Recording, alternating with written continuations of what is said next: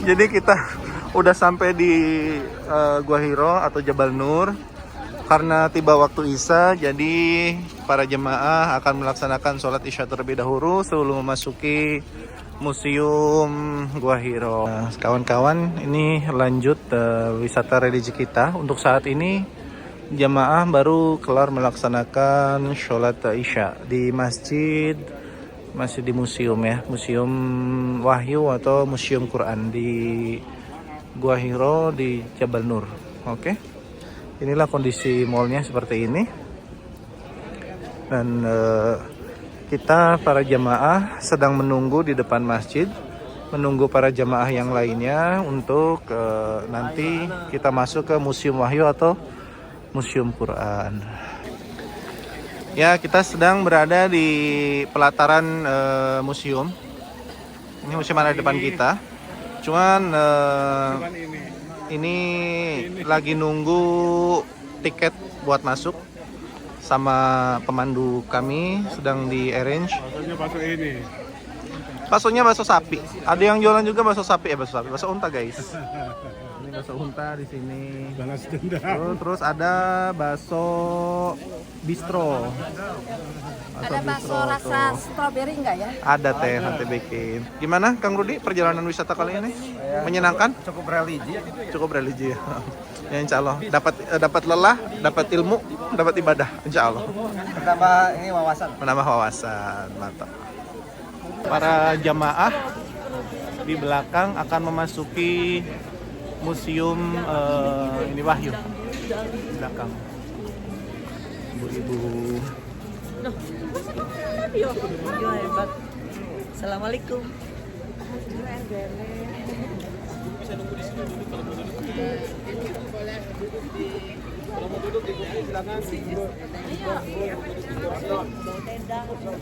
Perkenalkan, terima kasih Hanyongasio.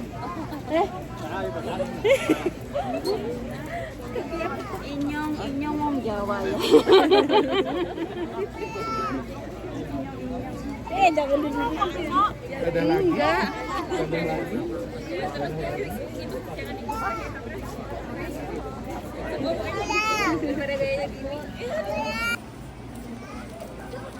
Ini sedang santai, berduduk ria. Capek teh? Lelah?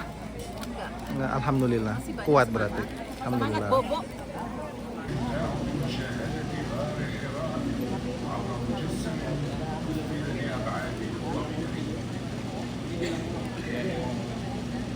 Tuh. Alhamdulillah. Kami ucapkan selamat datang di Museum Wahyu. Jadi ini adalah sebuah museum yang terletak di kaki Jabal Hira atau Jabal An-Nur ya. Dan pada museum ini insya Allah kita akan sedikit menjelaskan tentang bagaimana kisah turunnya wahyu Allah Subhanahu Wa Taala dari mulai Nabi Adam alaihi salam sampai Nabi yang terakhir yaitu Nabi Muhammad Sallallahu Alaihi Wasallam. Dan tentu tidak 25 Nabi, jadi kita akan ringkas saja, yaitu wahyu-wahyu yang turun kepada Rasul Ulul Azmi. Ada berapa Rasul Ulul Azmi? Ada 5 ya. Mereka adalah Nabi Nuh, kemudian Ibrahim, Nabi Musa, Nabi Isa dan Nabi Muhammad Sallallahu Alaihi Wasallam. Untuk stand pertama ini, mohon maaf kursinya terbatas, Bapak Ibu ya. Jadi mohon maaf nanti yang muda-muda boleh duduk di bawah atau berdiri di belakang kursi. Untuk Bapak Ibu yang pernah muda boleh duduk di atas kursi ya.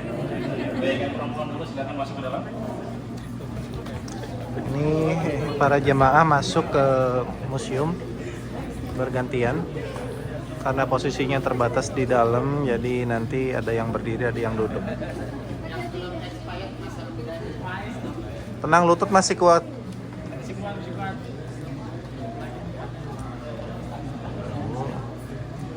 Ayo, laki-laki bareng kan? Masuk. Ayo, silakan. Gedam. Gedam.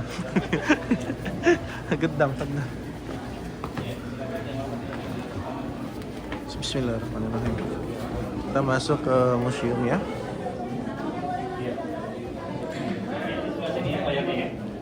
Seperti yang tadi saya sampaikan, kursinya terbatas.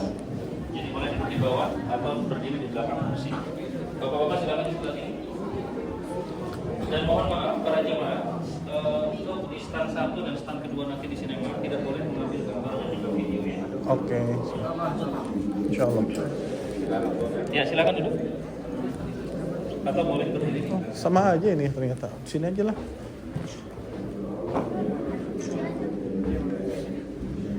Aduh maaf.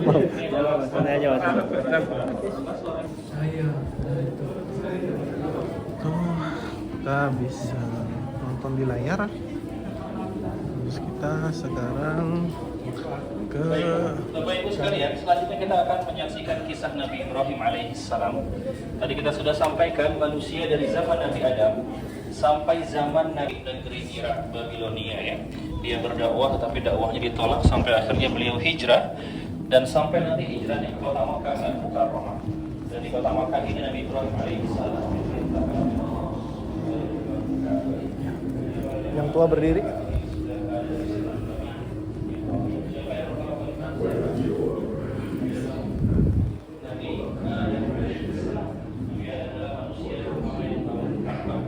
dan diriwayatkan juga bahwa Nabi Adam alaihissalam pernah tawaf mengelilingi أصنام وكواكب وأوهام في الأوطان ثارات جاهلية وحروب بلا قضية وفارس والروم والهند والسند dan juga Gua Hira. Silakan jemaah semua melihat ke depan.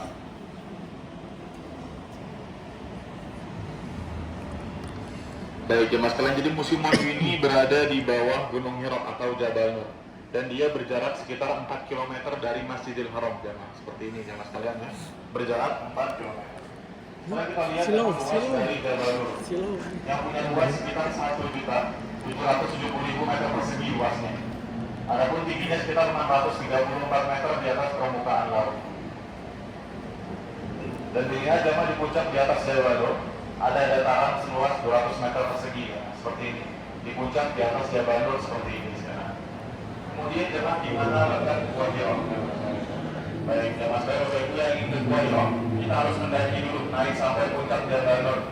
Sampai dataran di puncak tadi, kita masih harus turun sedikit dan turun tangga ini, baru kita sampai di Gua Hira. Jadi kita naik dari atas sebelah sana, kemudian naik sampai puncak, kemudian turun sedikit, baru sampai di Gua Hira. Sekarang kita lihat luas dari Gua Hira. Gua Hira ini punya luas, bagian pintunya sekitar tinggi laki-laki dewasa. Namun bagian dalamnya kecil hanya sekitar 5 meter persegi. Bisa masuk sekitar 3 sampai 4 orang dalam kondisi duduk di dalam. Dan di ujung depan Gua Hira ada celah terbuka lubang kecil menghadap ke kota Makkah ke arah kiblat, ke arah Ka'bah seperti ini jemaah sekalian. Baik, selesai jawab videonya. Jemaah Bapak Ibu yang ingin mendaki ke puncak Jabal Nur ke Gua Hira butuh waktu sekitar 1 sampai 2 jam untuk naik saja. Sekitar 1 sampai 2 jam, 1 jam lebih jemaah sekalian. Tergantung cepat lambat jalannya. Kalau sekarang Bapak Ibu jemaah semua saya ajak ke Gua Hira sekarang. Ada yang siap kan jemaah Bapak Ibu? Bapak siap ya? Ibu semua. Nah, depan aja, belakang ibu ada suaranya ya, Bu. Siap semua, Masya Allah, tapi saya nggak siap jemaah sekarang. Saya nggak siap jemaah. Itu Tapi udah sekarang jemaah saya ajak, diprediksi. jemaah semua saya ajak ke Gua Hira sekarang. Tetap, tapi tak perlu sampai 1 jam, tak perlu sampai 2 jam. 1 menit saja jemaah ke Gua Hira, saya ke dalam sana. Kita ke Gua Hira. Ya. Kita ke Gua Hira yang 1 menit sampai. Sekarang kita mulai. Lagi di sini. menjelajahi Gua Hira.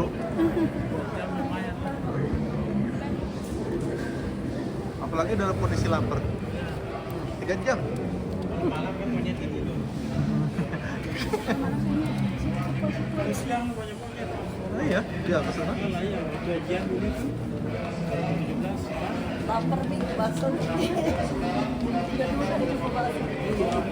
Masa udah Oh, kita naik nih. Oh, naik gunung nih. Wih, pusing. Ya Allah.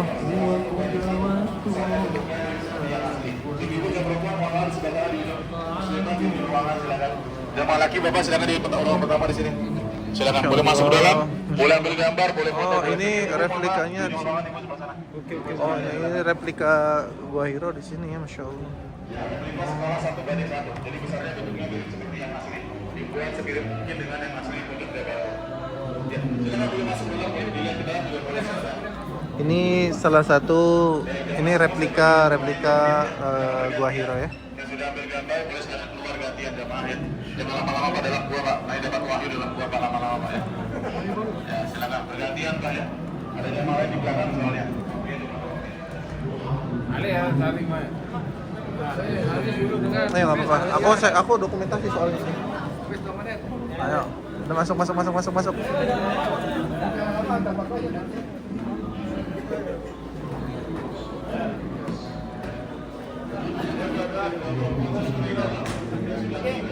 Biasa, ini adalah aman ini dokumentasi video replika Gua Hiro.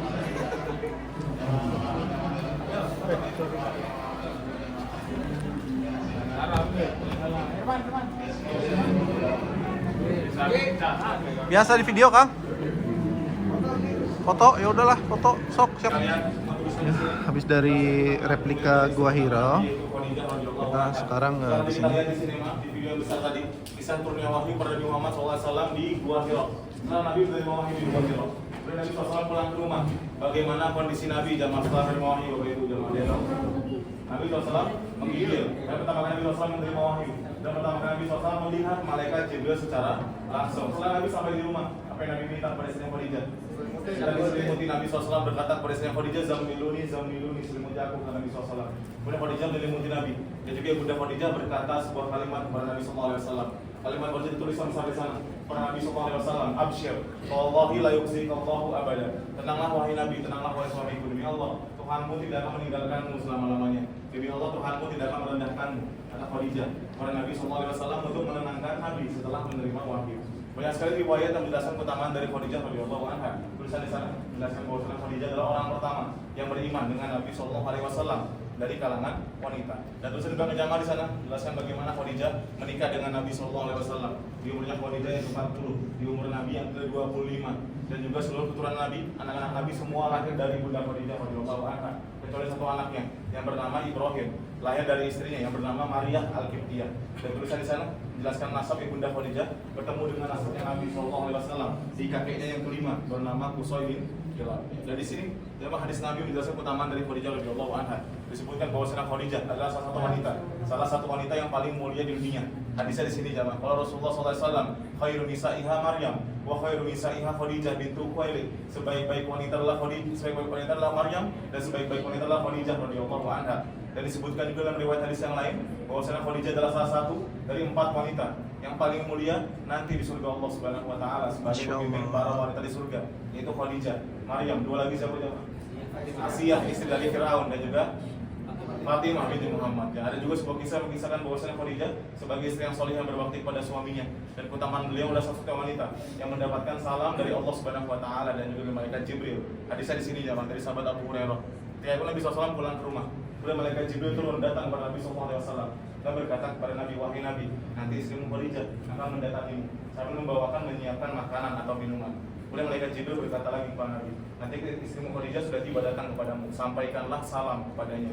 Disebutkan dalam hadis yang Fatra alaiha salam min rabbiha wa minni, sampaikanlah salam kepadanya, kepada Khadijah dari Rabbnya yaitu Allah Subhanahu wa taala, wa minni, dan dari saya yaitu malaikat Jibril. Dan berikanlah kabar gembira kepada Khadijah, nanti di surga sudah disiapkan dibangunkan sebuah rumah yang terbuat dari permata, dari perhiasan yang tidak ada kebisingan dalamnya. Insyaallah saking beliau sebagai istri yang salihah yang berbakti kepada suaminya, mengorbankan seluruh jiwanya, hartanya, seluruh hidupnya bagi Nabi Muhammad sallallahu alaihi wasallam. Sekarang Bapak Ibu jangan kita lanjut lagi ke ruangan selanjutnya. Boleh sekarang jamaah laki dilihat sebelah kanan jamaah, sebelah kanan ya. Saya boleh jamaah laki berkumpul sebelah kiri saya, sebelah sini. Melihat ke arah sana, yang perempuan sebelah kanan saya, sebelah kiri. Biar semua bisa lihatin. Yang perempuan sebelah kanan, yang lagi sebelah kiri. Baik, kita lihat di kita di sini jamaah ada kopi naskah dari Mushaf Al-Quran. Kopian naskah dari Mushaf Al-Quran yang tulisannya ini disebarkan ketika zaman Khalifah Utsman bin Affan. Jadi naskah dari Mushaf Utsmani ditulis dengan hot ufi kuno jamaah. Ya, ini hanya kopi naskah yang asli ada di museum di Turki, di Museum Topkapi Turki. Dilihat tulisannya, dahulu Al-Quran tertulis seperti ini, tidak ada harokatnya, tidak ada titiknya juga. Baru zaman selanjutnya setelah zaman sahabat, yaitu pada zaman tabi'in, baru ditambahkan titik dan juga harokat dalam Al-Quran jemaah. Ya. Silakan difoto, boleh dibaca juga boleh. Yang sudah kita lanjut lagi yang kedua, silakan jemaah. Silakan jemaah. Saya mulai dari sini. Kedua kitab Sahih Bukhari, hadis yang dikeluarkan oleh Imam Bukhari. Silakan jemaah kita lanjut lagi. Yang terakhir di kanan sebelah kanan.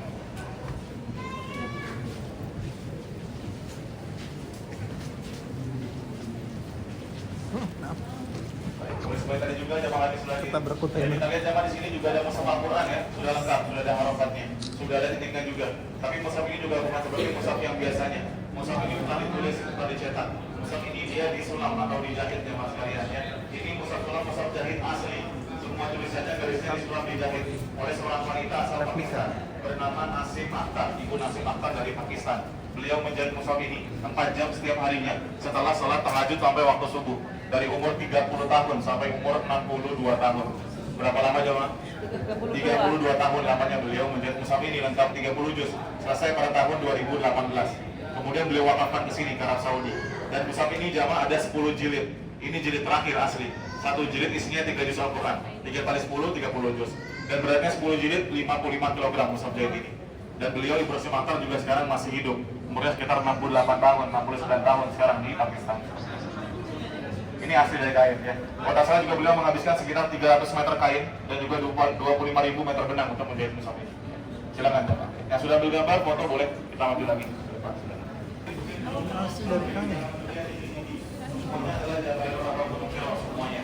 Tapi dilihat jangan diperhatikan di puncak bukit paling tinggi sebelah kiri. Dan di puncaknya ada cahaya berwarna putih kecil-kecil ya. Jadi sudah handphone di sana, masih banyak yang mendaki. Di sana puncak Jabal Nur, di sana terdapat Gua Hiro. Di sana malaikat Jibril turun menyampaikan ayat pertama dari Al-Quran kepada Nabi kita Nabi Muhammad Sallallahu Alaihi Wasallam.